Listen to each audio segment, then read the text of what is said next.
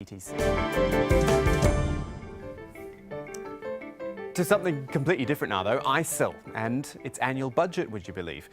Because remember, ISIL does want to promote itself as an Islamic quote-unquote state, and a state needs to finance itself. As ever, there is a caveat. An ISIL budget, like an ISIL video or an ISIL statement, is hard to verify. Although we do know ISIL is making money from oil sales, taxes, abductions and extortion.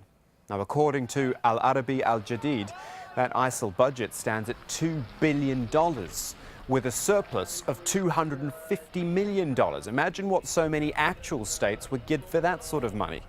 And on top of that, ISIL's been demanding around $200 million for the release of a Japanese hostage.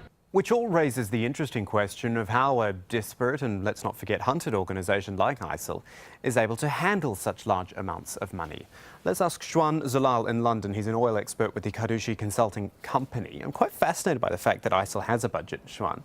A group which is known as a terrorist organisation, some would say, a fighting organisation at the least, and we hear about its budget and its surplus like it's a company or a state. And on top of that, very large amount of money. It is, definitely. I think the figures has been bound about at around $2 billion for the coming year. But the people I spoke to and people on the ground and people who are very familiar with the operations of Islamic State, everyone, I think, is in agreement that this figure is really exaggerated.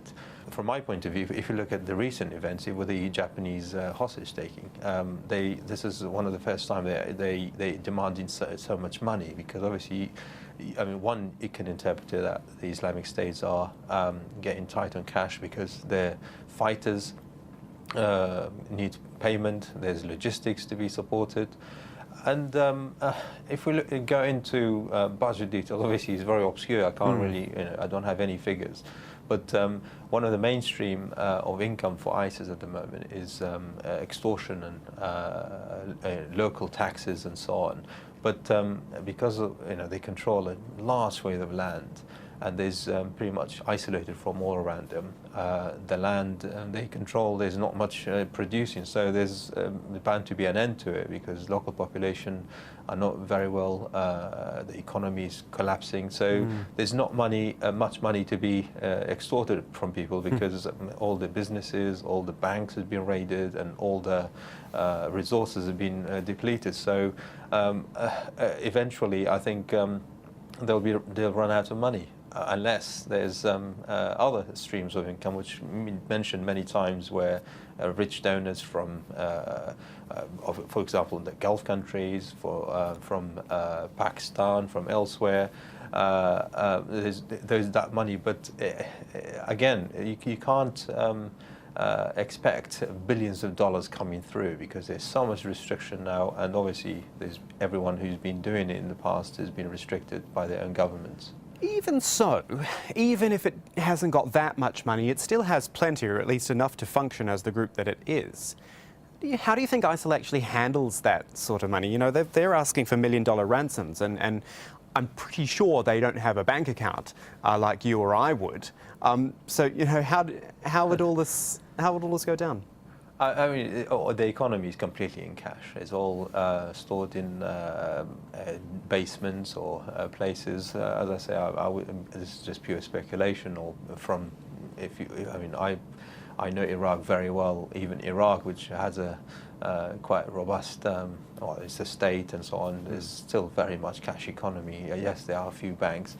And I'm sure the Islamic State have so-called banks. They're not really banks as we know it, but they are vaults. They keep their money, and they're very centralized, because if you look at the structure of the Islamic State, they actually have very good, like a state-like structure, where they have all these councils who deals with the finances, people who, they have committees who oversee the spending and allocation of funds and so on. So they're quite well organized in that sense. So yes, I would say, again, there was an announcement that they're creating the Islamic Bank for Islamic State and so on. I doubt anyone will, in their right mind, will deposit any cash in such bank, especially in Mosul or any other areas, unless you're a high member of the Islamic State, or you have a stake in the bank and so on.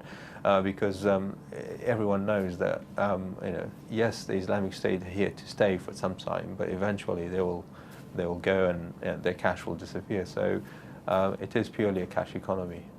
So the ISIL fighters will go eventually, you think, but they are setting a sort of precedent here.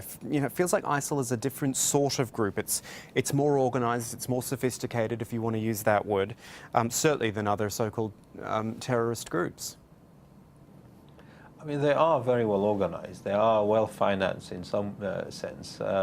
They control an area the size of Britain, England in particular. They have nearly 7 million residents living under their rule. So it is almost, it has all the sort of trappings of a state, but obviously the rogue ideology and the way they conduct their business, especially in the front, where they, all the beheadings and all the, I don't need to go into the details, everyone knows how they,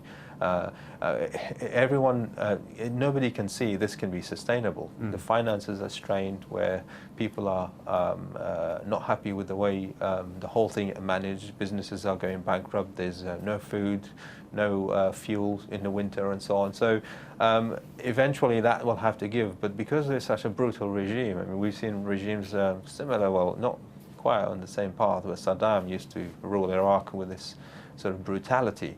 And people are really scared. Nobody dares to cross or question what Islamic State is doing under their control. But eventually, when people have nothing to lose, they've lost all their livelihood, they've lost their property, their businesses, and there's no food on the table. Eventually, that moment will come, and the Sunni communities within, whether it's Iraq and Syria, they have to take that responsibility, because from what I've seen and what is being talked about, the international community is not willing to fight that battle, neither the Shia Iraq or the Kurds. Shwan Zulal, it's nice to talk to you again on Counting the Cost. Thank you very much for joining us. And that's our show for this week, but there's more for you online at aljazeera.com/CTC. That'll take you straight to our page, where you'll find individual reports, links and entire episodes to catch up on. You can also get in touch with us by tweeting either me, at KamalAJE, our business editor is at Abid Oliver Ali, and do use our new shorter hashtag, which is just AJCTC.